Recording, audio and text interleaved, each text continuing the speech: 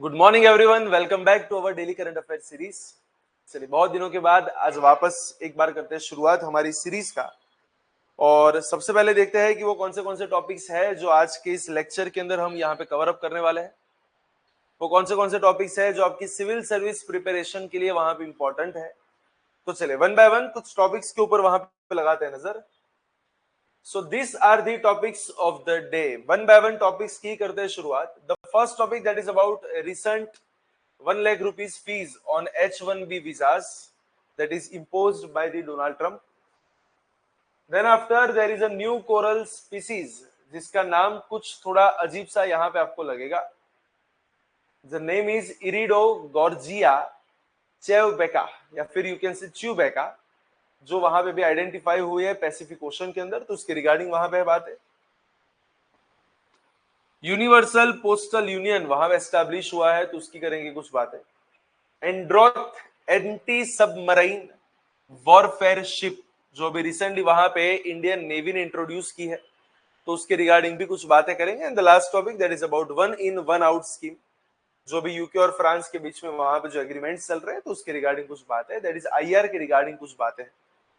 By the way, lecture को शुरू करने से पहले मैं आपको बता दूं कि इस लेक्चर की पीडीएफ आपको हमारे टेलीग्राम ग्रुप की चैनल पे से मिल जाएगी, which is mentioned in the description box. You can go there, you can join the channel and you can download this PDF which is available in both the languages, that is Gujarati as well as English.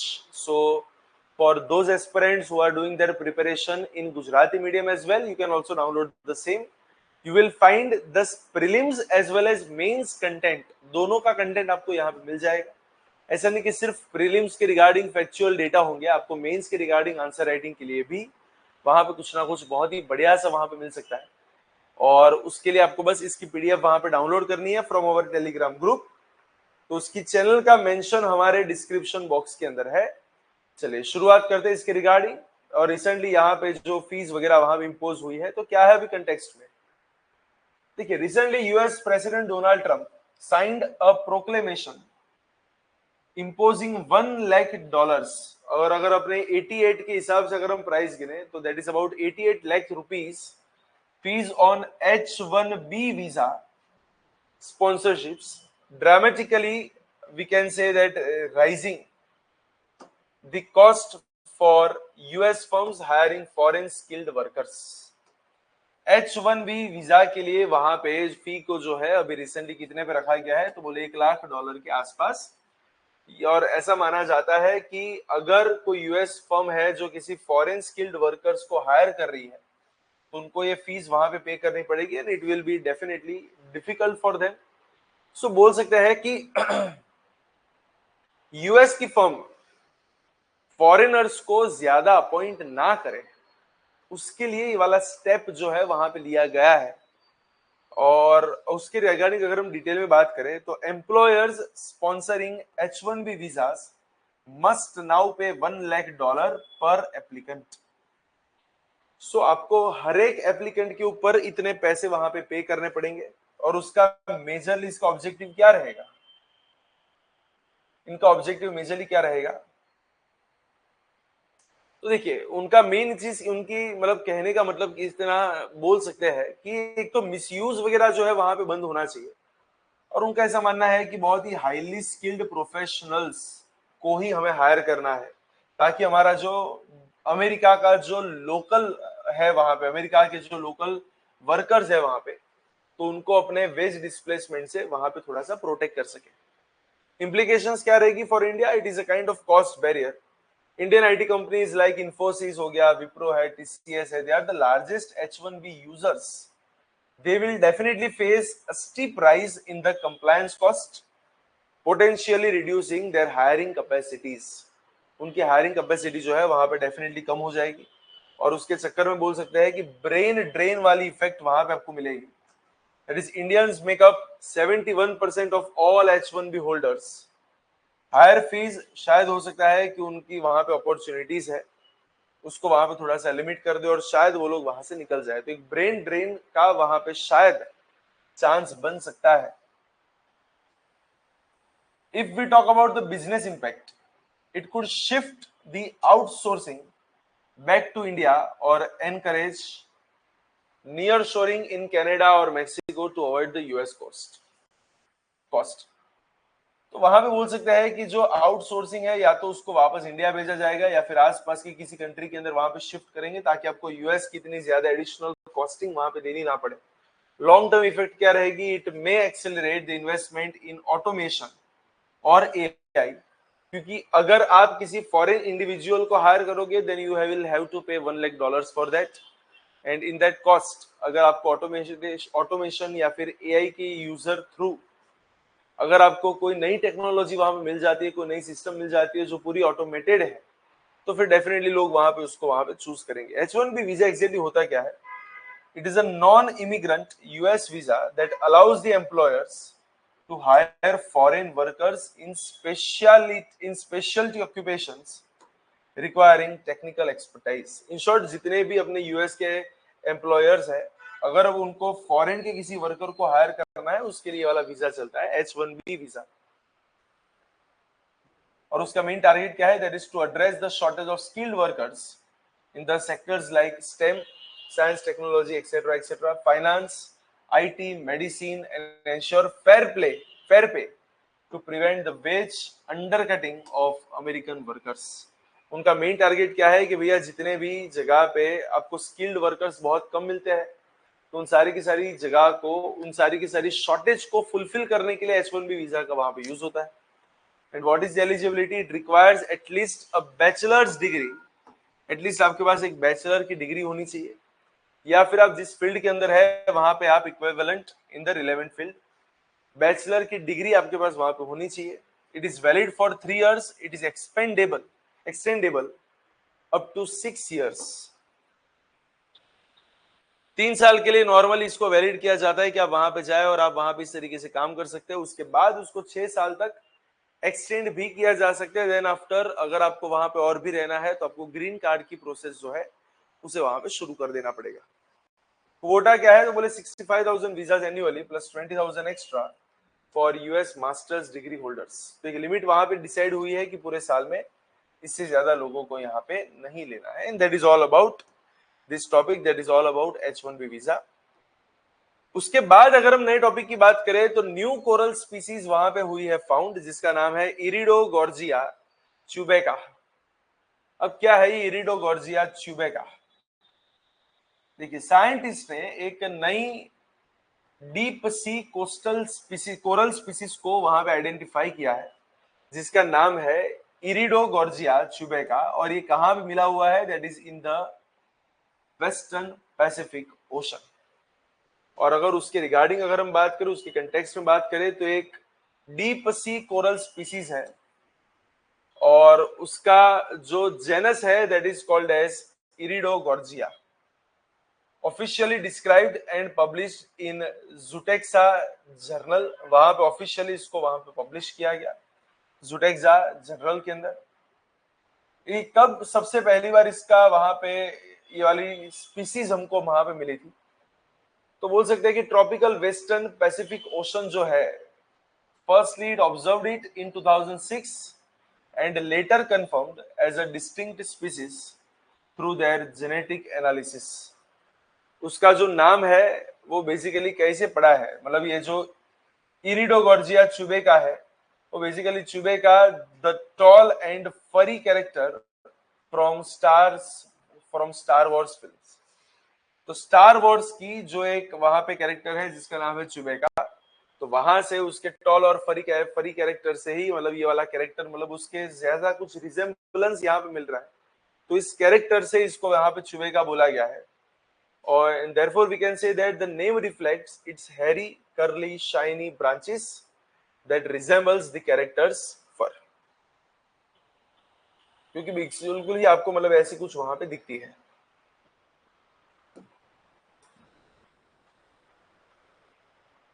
की features इनके क्या रहते हैं? तो बोले long curly hair like branches with a reflective surface. अगर उसके ऊपर लाइट पड़ेगी तो वो डेफिनेटली उसको वहां पे रिफ्लेक्ट करता है। उसकी ग्रोथ पैटर्न वहां पे क्या है? Grows upright and solitary on the ocean floor resembling Chewbacca's tall stems.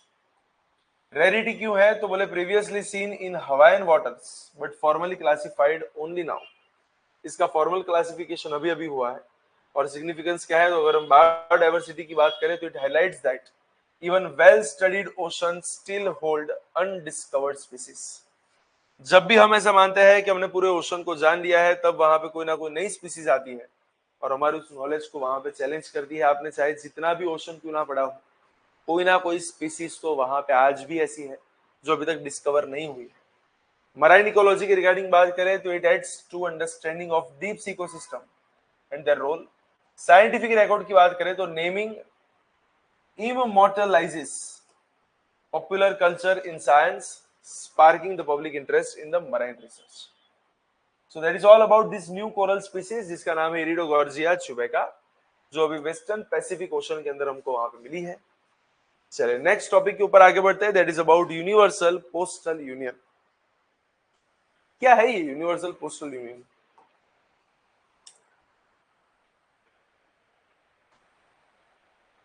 और क्या है अभी ये कंटेक्स्ट में?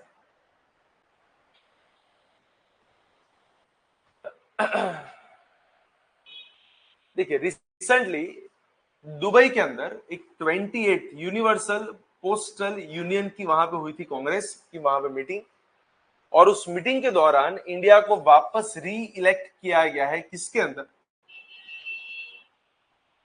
ये जो यूपीयू है, that is universal postal union, उसके अंदर रही कुछ bodies, that is council of administration and postal operations council. इन दोनों का वापस हेड जो है वो इंडिया को वहां पे बनाया गया है, and because of that this topic is there in the news.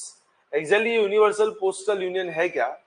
एक स्पेशलाइज्ड एजेंसी है। किसकी है? तो बोले of United Nations and the primary forum for international postal cooperation. Post वगैरह जो पूरी दुनिया में चलती है उसको कोऑपरेट करने के लिए एक ऐसा यूनियन बनाया गया है। It ensures a universal postal network connecting 192 member nations। इसकी शुरुआत हुई थी from the year 1874 after the treaty of burn. Headquarters है उसका बर्न स्विट्जरलैंड के अंदर। एंड बोल सकते हैं कि इंटरनेशनल टेलीकम्युनिकेशन यूनियन आईटीयू के बाद ये सेकेंड ओल्डेस्ट एक इंटरनेशनल ऑर्गेनाइजेशन है। मेन इसका एम या फिर ऑब्जेक्टिव क्या है? तो भैया ग्लोबल पोस्टल कोऑपरेशन को वहां पे थोड़ा सा और प्रमोट करना, ताकि इंटरनेशनली जो मेल एक्सचेंजेस वहां पे होते हैं वो थोड़े से स्मूथ हो सके। Develop modern reliable and affordable postal services throughout the world. It facilitates growth in parcel mail as well as the postal financial services. और उसके अगर हम स्ट्रक्चर की बात करें तो उनकी मेजर 4 बॉडी होती है। एक होती है उनकी कांग्रेस, जो उसकी सुप्रीम अथॉरिटी है, जो नॉर्मली हर 4 साल पे मिलती है, that is number 1। Second one is council of administration. उनका काम क्या होता है? तो बोले पॉलिसी, रेगुलेशंस, लीगल और एडमिनिस्ट्रेटिव इश्यूज, उन सबको वहां पे टैकल करना। तीसरी चीज है that is known as postal operation council. एक टेक्निकल एंड ऑपरेशनल बॉडी है जहां पे 48 मेंबर्स होते हैं। They are all are elected during driving the postal service modernisation, जो मॉडर्नाइजेशन के ऊपर फोकस करता है। In the last international bureau secretariat providing logistical and technical support, जो अलग अलग कंट्री को वहां पे ये लोग प्रोवाइड करते हैं। So that is about the governance structure of we can say UPO, universal postal union. और यूनिवर्सल पोस्टल यूनियन का काम क्या होगा? तो देखिए एक चीज तो बहुत क्लियर है कि पूरे वर्ल्ड के अंदर, पूरे ग्लोब के अंदर जो पोस्टल के रेगुलेशंस वगैरह है, उनके स्टैंडर्ड्स है, उनके अंदर एक यूनिफॉर्म फीस वगैरह वहां पे होनी चाहिए। तो एक तो इन सारी की सारी चीजों के लोग करते हैं डिफाइन। अगर किसी के बीच में कोई डिस्प्यूट होता है तो उसको वहां पे किया जाता है सेटल। पोस्टल सर्विसेज को और वहां पे मॉडर्नाइज बनाना, कैपेसिटी को वहां पे बिल्ड करना, जिसके पास कैपेसिटी कम है उसको वहां पे ट्रांसफर करना, और साथ में global integration. It ensures interoperability and the growth of e-commerce and cross-border logistics. Why e-commerce? Because due to we can say digital और electronic platforms, आज जो यहाँ पे व्यापार वगैरह चल रहा है, तो उस व्यापार के अंदर वहां पे आपको पोस्टल सर्विसेज की खास जरूरत पड़ेगी, क्योंकि अगर कोई चीज अगर आप फॉरेन से यहाँ पे मंगवा रहे हो तो definitely it is a part of your postal service. तो उसके लिए भी वाली चीज जो है that is important. Our next topic that is about Androth anti-submarine warfare ship. एक बहुत ही इंपॉर्टेंट वाला करंट अफेयर यहां पे बोल सकते हैं, एंड्रोथ एंटी सबमरीन वॉरशिप। ध्यान रखना, अगर आपके सामने ये वाला एंड्रोथ वाला वर्ड आता है तो ये एग्जैक्टली है क्या, what is this Androth word? It is an anti submarine warfare shallow water craft which is built by GRSE Kolkata, garden rich ship builders and engineers. क्या है ये? It is indigenously built anti submarine warfare shallow watercraft which is a part of 8 ship series being inducted into the Indian Navy। जो 8 ship को इंडेक्ट करने की बात है उसमें से ये भी एक है। इनकी पोजीशन क्या रहेगी? It is intended for coastal security, anti submarine patrols as well as shallow water operations in the India's maritime zones, especially around the Lakshadweep, archipelago and other critical sea lanes। तो जितने भी critical या फिर strategically important सी lens वहां पे है उसके आसपास कोस्टल सिक्योरिटी को वहां पे और बढ़ाना, एंटी सबमरीन पेट्रोल्स को वहां पे और बेटर करना। It is developed by, we have already talked about that, it is developed by GRSE Kolkata, जो इंडिया की एक बहुत ही बढ़िया सी डिफेंस शिपयार्ड कंपनी है। टारगेट क्या है इनका, एम क्या है? That is to enhance anti submarine warfare capacity against under water threats. साथ में जो कोस्टल सर्वेलेंस है उसको वहां पे और बेटर करेगा, मैरीटाइम बॉर्डर्स को वहां पे और सेफगार्ड किया जाएगा। और बोल सकते हैं कि पूरी इंडिजिनियस है तो आत्मनिर्भर भारत को भी वहां पे थोड़ा सा सपोर्ट वहां पे मिलेगा, मेक इन इंडिया को थोड़ा सा और आगे बढ़ा सकते हैं। और उसके मेन फीचर्स क्या है? The length is about 77 metres, among the largest Indian naval warships with diesel engine water jet propulsion. और वेपन सिस्टम क्या है? इंडिजिनियस लाइट वेट टॉर्पेडोज और एंटी सबमरीन वॉरफेयर रॉकेट्स भी वहां पे आपको मिलते हैं। बोल सकते हैं कि 80% से ज्यादा पूरा का पूरा कंटेंट पूरा इंडिया में बना हुआ है, जो हमारी इंपोर्ट डिपेंडेंसी को भी वहां पे कम करता है। And it is also ideal for the operations in littoral waters, that is shallow coastal regions. Surveillance वहां पे और थोड़ा सा बेटर हो सकता है। So these are the different advantages of this kind of anti-submarine warfare ship, जिसका नाम है एंड्रोथ। और लास्ट में भी बात है one in one out scheme. An Indian national became the first person who got deported from the UK to France under this new scheme which is known as one in one out scheme। अब देखिए पहले तो ये वाली scheme है क्या? एक bilateral मतलब दो देशों के बीच का माइग्रेशन एंड डिपार्टेशन अरेंजमेंट का वहां पे एक एक्ट बना है, जो कौन से दोनों देश के बीच में है? तो it is between UK as well as France. It allows the UK to return illegal immigrants who arrived via English Channel back to France. UK को ये वाला अधिकार देता है कि आप फ्रांस के लोगों को वहां पे वापस भेज सकते हैं।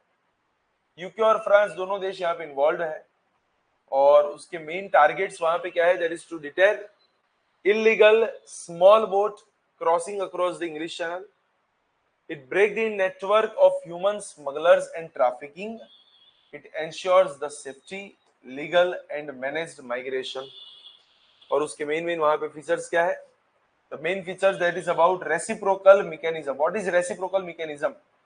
For every migrant France takes back, US agrees to accept a legal asylum speaker from the France।